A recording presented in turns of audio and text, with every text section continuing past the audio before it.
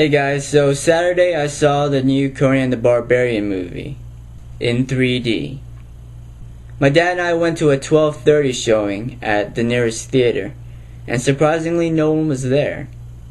I literally walked into the theater, looked into the seats, and only saw about 8 people there. So, don't know why no one was there at the 3D showing on opening weekend. Maybe everyone was seeing it in 2D. Which I do prefer you guys watching it in 2D, not in 3D. Here's why.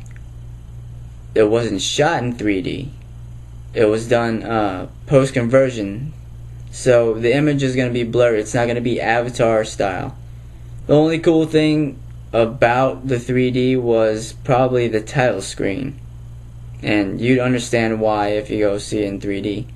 Which I'm telling you not to go see this in 3D. Other than that, the only problem I have with this movie is the pacing. The movie goes a little too fast. I mean, one scene Conan would be in the desert, and then the next scene, literally the next scene, he'd be in a forest. And there's no in between. So I'm not sure if this was all cut up in the editing room to fill up the time or to save the time, but I don't know why, but the pacing was just off.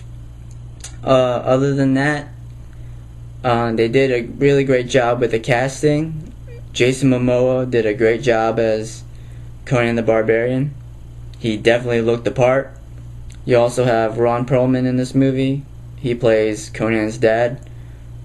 Stephen Lang, if you don't know who that is, that's the Marine Colonel from Avatar, the guy with the scar on his face, who also has a scar on his face in this movie. So I'm not sure if it was a contractual thing where he has to be a bad guy with a scar on his face to do a movie, but who knows. Rose McGowan plays his witch daughter, her sorceress daughter in this. You also have Rachel Nichols from G.I. Joe, the guy who plays Breaker from G.I. Joe, and I didn't know this while I was watching it, but I IMDb'd this and noticed that there was another person from G.I. Joe in this, and it's the little kid that played Snake Eyes. He also plays the young Conan in this movie. Now the story's pretty cliche. Bad guy takes over, destroys your village, and you go out for revenge.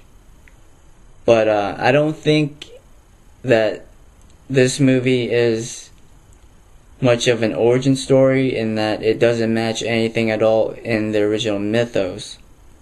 I would know. I have an encyclopedia of Conan the Barbarian stuff, so it's pretty sweet. I noticed that none of the characters other than Conan himself and his dad, possibly his sidekick, are actually in the mythos that was in the movie. So the bad guy and his daughter and, little princess girl, they're just made up for the movie.